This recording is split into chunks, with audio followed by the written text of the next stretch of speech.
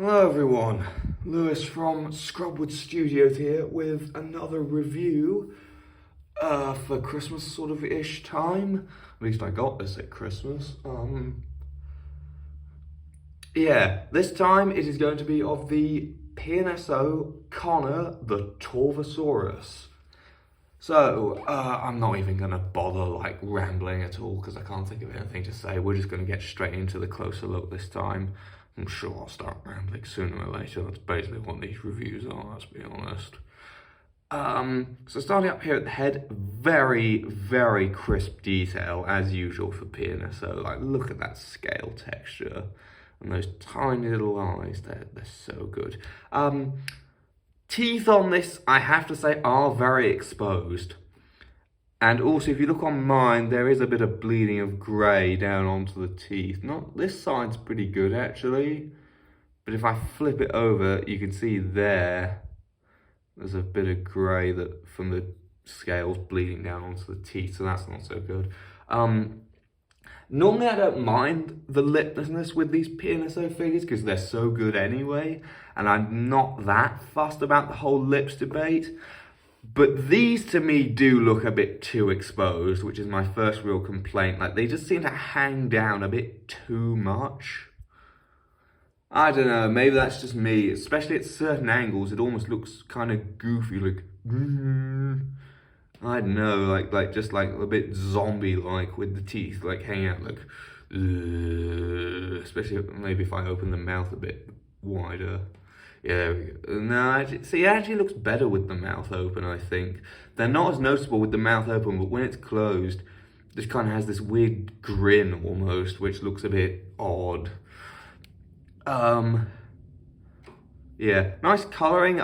It's grey and sort of brownish cream, but I think it works.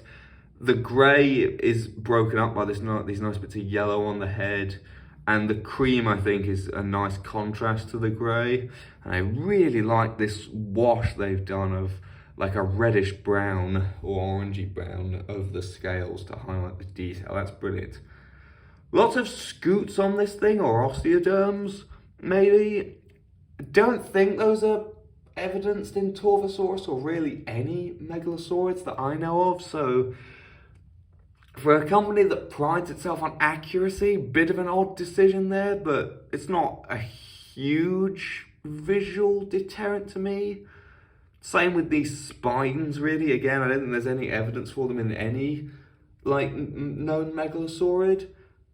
But again, they're not impossible. They're certainly plausible, so can't really be disproved. Speaking of things that aren't proven but can't really be disproved, these crests here. Now, there is like a bit of a crest preserved in some megalosaurids here, like this, although here it's perhaps a bit larger because they've put a bit of extra keratin on the reconstruction. But these ridges here along the snout. Now, to my knowledge, no Torvosaurus or any megalosaur specimen has the upper part of this bit of the skull preserved. So, it's a bit of an odd choice. It kind of makes it almost look like a Carcharodontosaurid or a Metriacanthosaurid potentially. But it's another thing that's theoretically possible. Moving on down, got lots of nice skin folds and wrinkles on both sides as per usual for PNSO. Really nice powerful forearms and got the nice big claw, especially on this hand. I think you can really see that nice big thumb claw done quite well, though the claws on the other arms are also quite large, but they're nice big claws is what I'm trying to say, basically. A lot of times on theropods, like the companies always seem to make, especially that first digit, the claw, they just make it too small. But these look like a nice proper set of claws. Like, this is an animal that doesn't have T-Rex arms. This animal uses its arms to hunt. Moving on, we've got the stomach, lots of nice wrinkles and folds from the leg pushing into it. And then on the other side, we can see the skin stretching as the leg is pulling back, as it's in this nice walking forward pose. On the underside, you can see all the legal flamberon And the cloaca back there. And then we have transition here into the tail base. Nice, thick, muscular looking tail. And that tapers down here. The spines on the top do end a bit abruptly here, but again, not a big issue. And then that's the figure. So overall, it's got a fair few problems with it.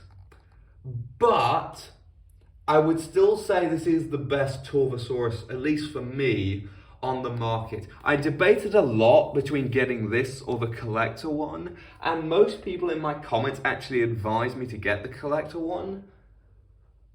But a few things, I was gonna get it, but a few things made me change my mind.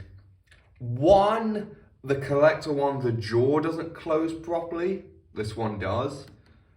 This one, I think, even though the colors I don't like as much, they are better applied with like the wash and whatnot, which highlights the detail better, and the detail is crisper on this one, especially on the head.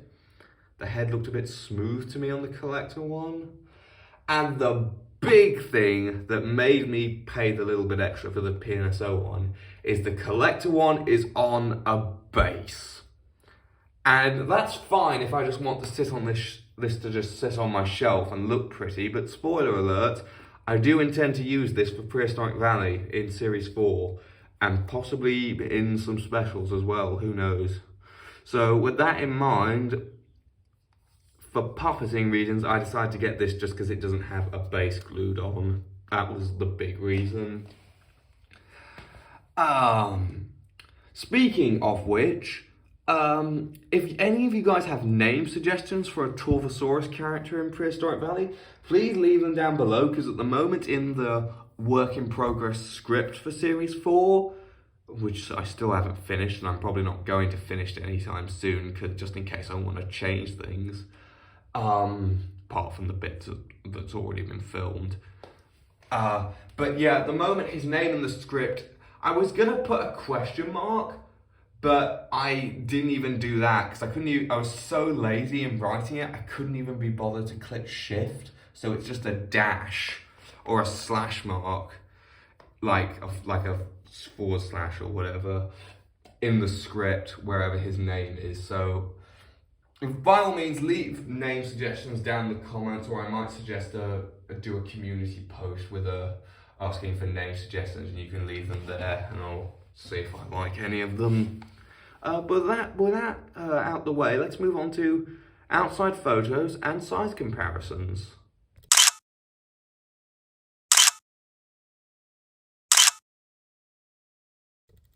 So starting off our size comparisons, we've got the PNSO Allosaurus, and as you can see, the Torvosaurus is definitely, well, first of all, my Allosaurus doesn't stand very well, even though I used the stand for it, but the stand for the Allosaurus sucks.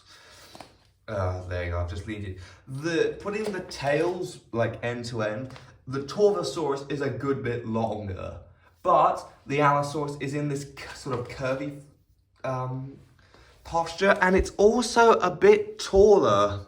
Like if I put it in front, it kind of obscures the Torvosaurus from view. So while the Torvosaurus is longer, given how the size difference between these two, this is meant to be an Jimatsunai, I believe, I just feel like the Torvosaurus should be a bit proportionally bigger, a bit taller and a bit bulkier, more muscly than the comparatively light Allosaurus here. I'm going to take this one away now just because it's just going to fall over and knock everything over. So we've compared it to Allosaurus. Let's now compare Torvosaurus to also Allosaurus because of the new study. But yeah, anyway, here it is with Donald, the Saurophaganax, which is now either a nomen dubium or a sauropod, but there still was a giant allosaurid running around North America, so it doesn't really change that much. As you can see, it is a bit, well, it's about the same length as the Torvosaurus, but again, it's got that curvy tail, so realistically this would be longer, and it is also taller and a good bit wider as well. So the Saurophaganax, or I should say Anax, the Allosaurus Anax, is definitely quite a bit bigger than the Torvosaurus. Move you to the back real quick. Let's bring in some Morrison Formation herbivores real quick. So we've got the ridiculously long Eofauna diplodocus and the old Papo steg. I'd say the Torvo looks quite good next to the diplodocus. I'd say it's probably in about the same sort of rough scale. The steg, let me think, how big was steg? Let me line them up and you can see them all next to each other. Yeah, I'd say they're in a decent scale with each other, although this isn't the most accurate steg on the market. Put you off to the side. Next, we're going to bring in a bit of a value for money comparison. Because for me, this cost 33 quid off everything dinosaur. Now, for the exact same price, I also bought a while back the first thing I unboxed on the channel, which is the Carcharodontosaurus from the same company. Now, these are exactly the same price, at least on everything dinosaur. Which one do you think is more worth it, just based on material and, like, honestly, detail and accuracy? Because for me personally, I would choose the Carcharodontosaurus. And to be honest, even though I really like this Torvosaurus, I'm gonna have to say I think it's the weakest PNSO figure in my collection. Just because it's got all these little issues from it and the others just are all better. This Carcharodontosaurus isn't perfect, but at least it's, you know, it doesn't have all those weird things like the osteoderms with no evidence for, the spikes which we have no evidence for, and it's also a bit small actually, to be honest, but it's better value for money, I think, than the Torvosaurus. You might get the impression from this review that I don't like the Torvosaurus. I do, I actually really like it. But I can't help but feel as though there is room, I feel like if PNSO did this figure again, they could do it so much better. And I think there is room for a better Torvosaurus figure for another company. I don't know who would do it, maybe How Long Good perhaps. Although a lot of their theropods can be hit or miss and they seem to mainly do herbivores. I don't think Safari would do one, but then they did the Megalosaurus recently, so maybe. So I don't know. But before we end this video, I'm just going to bring in my consistent size comparison, which is the Collector Deluxe Coolosuchus, which as you can see is way out of scale with the Torvosaurus. So with that, I'm going to end this video. Please make sure to like, subscribe, and all those other things I'm supposed to tell you to do as a YouTuber. Goodbye.